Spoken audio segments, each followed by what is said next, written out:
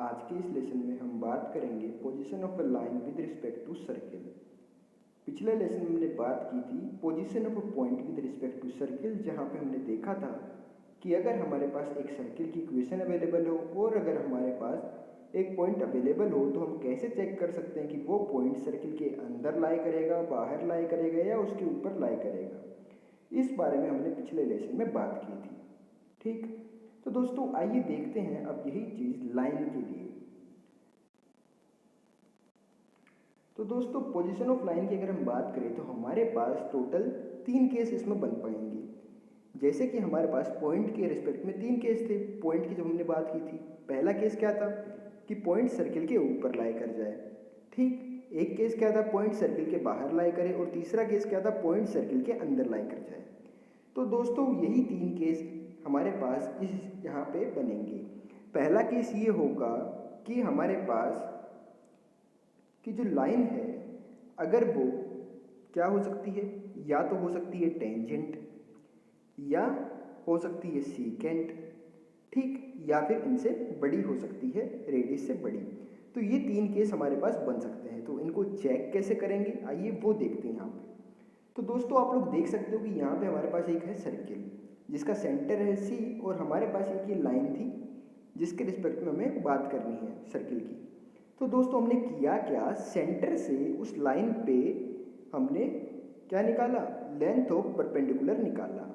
मतलब हमने किया क्या, सेंटर से उस लाइन पे एक परपेंडिकुलर ड्रॉप किया और उसकी हमने लेंथ निकाली। उस लेंथ को हमने यहाँ पे नाम दे दिया पी। तो दोस्तों CM जो कि परपेंडिकुलर लेंथ है उसको हमने नाम दे दिया पी का। तो हमें बस करना क्या है कि सेंटर से गिवन लाइन के ऊपर लेंथ ऑफ परपेंडिकुलर निकालनी है। अगर लेंथ ऑफ परपेंडिकुलर रेडियस से बड़ी आ जाती है तो इसका मतलब क्या हुआ कि जो लाइन है वो सर्किल के बाहर लाई कर रही है, मतलब ना उसको टच कर रही है ना उसे कट कर रही है। ठीक, ये केस बनेगा। तो दोस्तों अगर हमारे पास क्वेश्चन में इस हिसाब से देगा कि the line is neither touching nor cutting the circle, तो इसका मतलब हम क्या समझेंगे कि सेंटर से उस लाइन पे जो परपेंडिकुलर आएगी उसकी लेंथ क्या होगी, रेडियस से बड़ी होगी। ठीक, तो दोस्तों अब अगर हम बात करें यहाँ पे CM की, तो CM लाइन सर्किल की टेंजेंट कब होगी, ये लाइन टेंजेंट जब होगी जब P इक्वल्स टू R आ जाए। यही ना बात है। तो दोस्तों ये सिंपल सी बात है कि अगर लाइन लेंथ ऑफ परपेंडिकुलर की लेंथ R के इक्वल आ गई तो हम उस केस में बोलेंगे कि ये लाइन क्या हो जाएगी, टेंजेंट। ठीक, और अगर लेंथ ऑफ परपेंडिकुलर की लेंथ रेडियस से छोटी आती है तो उस केस में हम बोलेंगे कि ये लाइन क्या हो जाएगी, सीकेंट हो जाएगी। क्यों, क्योंकि उस केस में ये लाइन कैसे लाई करेगी, उस केस में लाइन ये जैसे ये आ गया तो ये क्या है, सर्किल की 2 जगह कट कर रही, तो इसका मतलब क्या है कि ये लाइन क्या हो जाएगी इस केस में, सीकेंट। तो दोस्तों ऐसे हम लेंथ ऑफ परपेंडिकुलर की बेसिस पे हम आइडेंटिफाई कर सकते हैं कि लाइन टेंजेंट होगी, सीकेंट होगी या फिर उसे टच भी नहीं करेगी ना फिर कट करेगी। ठीक, तो आइए दोस्तों अब देख लेते हैं इसके ऊपर कुछ न्यूमेरिकल्स। तो दोस्तों इस टॉपिक पे क्वेश्चन इस हिसाब से पूछा जाएगा, हमसे बोला जाएगा for what values of C the line y equals to 2x plus c touches the circle x square plus Y square equals to 5। तो दोस्तों हमारे पास ये सर्किल है x square plus Y square equals to 5 और हमें बताना है कि ये जो लाइन है y equals to 2x plus c ये इस सर्किल को टच कर रही है, तो हमें C की वैल्यू बतानी है। तो दोस्तों हमने देखा यहाँ पे साफ साफ लिख रखा है टचेज द सर्किल। इसका मतलब क्या हुआ कि जो लाइन है y equals to 2x plus c ये क्या है, इस सर्किल की टेंजेंट है। अब टेंजेंट है तो इसका मतलब क्या हुआ कि इस सर्किल के सेंटर से इस लाइन पे जो हम लेंथ ऑफ परपेंडिकुलर निकालेंगे वो हमारी रेडियस की इक्वल आनी चाहिए। इतनी बात है। तो दोस्तों इस सर्किल की अगर हम बात करें तो इसको हम स्टैंडर्ड सर्किल से कंपेयर कर सकते हैं। तो इसका हम देख सकते हैं कि सेंटर क्या है इसका 0,0 और रेडियस क्या आएगी √5, क्योंकि स्टैंडर्ड सर्किल की इक्वेशन क्या होती है, x square plus Y square equals to R square. तो यहाँ पे R स्क्वायर की जगह क्या है 5, तो इसका मतलब क्या हुआ कि R की वैल्यू कितनी आएगी √5। ठीक, अब ये लाइन हमारे पास है 2x minus Y plus C equals to 0। अब हमने किया क्या, 0,0 से इस लाइन पे हमें क्या निकालना है, लेंथ ऑफ परपेंडिकुलर। अब लेंथ ऑफ परपेंडिकुलर निकालने के लिए फॉर्मूला क्या है, A X one plus B Y one plus C upon में under root of A square plus B square. तो यहाँ पे दोस्तों x1 और y1 क्या थी 0,0, इसलिए हमारे पास लेंथ ऑफ परपेंडिकुलर क्या आएगा c अपॉन रूट 5, और c अपॉन रूट 5 जो कि लेंथ ऑफ परपेंडिकुलर है, इसकी लेंथ किसके इक्वल आनी चाहिए, रेडियस के। क्यों, क्योंकि ये लाइन क्या कर रही है, टच।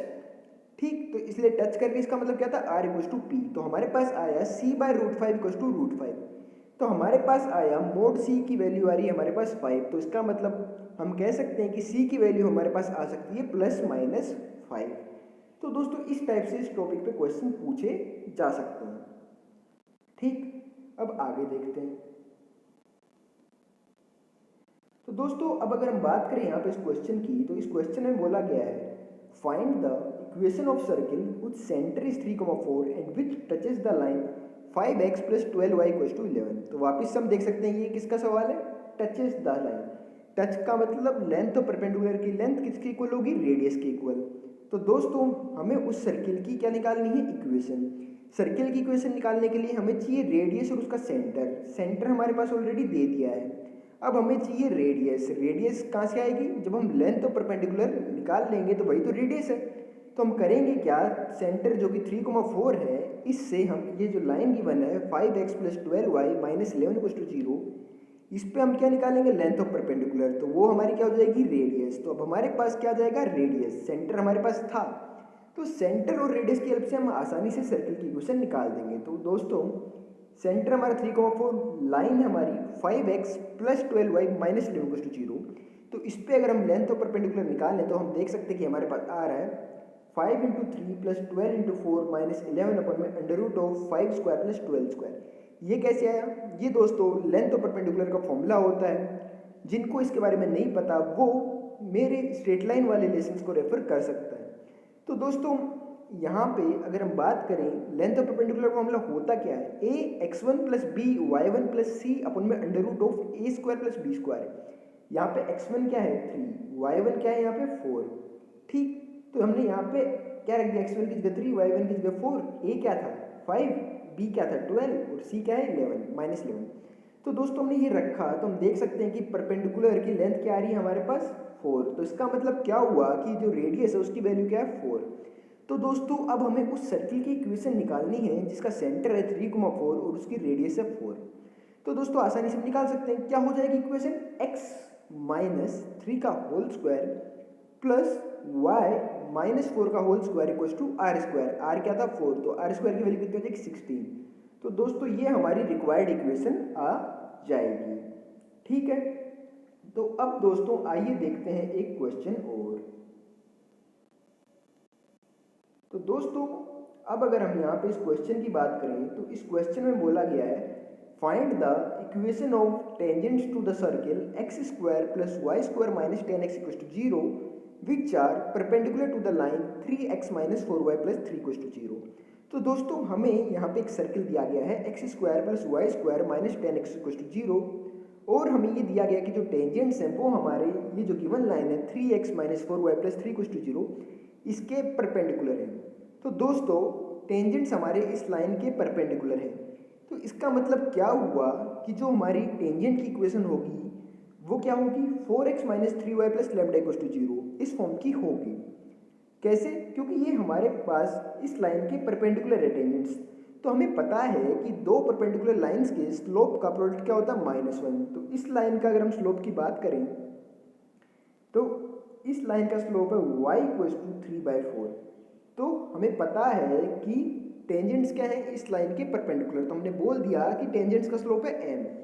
तो 3/4 × m = -1 इम्प्लाइज m की वैल्यू क्या आएगी -4/3। तो आप लोग देख सकते हो कि इसमें क्या है m की वैल्यू कितनी आएगी -4/3। तो दोस्तों ये है इक्वेशन ऑफ टेंजेंट जो कि क्या है 4x - 3y + λ = 0। अब हमें क्या था, सर्किल की इक्वेशन पता है। तो सर्किल की इक्वेशन से हमारे पास क्या आ जाएगा, सेंटर और उसकी रेडियस। तो दोस्तों सेंटर हमारे पास आ जाएगा 5,0 और रेडियस आ जाएगी 5। कैसे आया, ये हम इस इक्वेशन को x² + y² + 2gx + 2fy + c = 0 से कंपेयर करना है। ये इक्वेशन कौन सी थी, ये है जनरल इक्वेशन ऑफ सर्किल। तो इससे कंपेयर किया, जनरल इक्वेशन के लिए सेंटर कोऑर्डिनेट क्या होते थे माइनस जी कॉमा माइनस एफ, तो उसके हिसाब से हम देख लेंगे कि इसके सेंटर के कोऑर्डिनेट्स क्या होंगे। जनरल इक्वेशन के लिए रेडियस का फॉर्मूला क्या होता था under root of G square plus F square minus C equals to 0। तो हम इस इक्वेशन से जी एफ और सी की वैल्यू निकाल के उस फॉर्मूले में पुट करेंगे तो रेडियस की वैल्यू भी मिल जाएगी। तो दोस्तों वहाँ से हमें मिला कि सेंटर है इसका 5,0 और रेडियस की वैल्यू है इसमें 5। ठीक, अब हमें पता था कि क्या है कि ये क्या है टेंजेंट, तो टेंजेंट है मतलब इसका मतलब क्या है कि जो लेंथ ऑफ परपेंडिकुलर है वो क्या होगी रेडियस के इक्वल। तो ये जो सेंटर है 5,0 इससे हम क्या निकालेंगे लेंथ ऑफ परपेंडिकुलर किस लाइन पे 4x minus 3y plus lambda equals to 0 पे। तो दोस्तों इस पे हमने जो फॉर्मूला लगाया लेंथ ऑफ परपेंडिकुलर का, लेंथ ऑफ परपेंडिकुलर फॉर्मूला क्या होता है ax1 plus by1 plus c upon में under root of a square plus b square.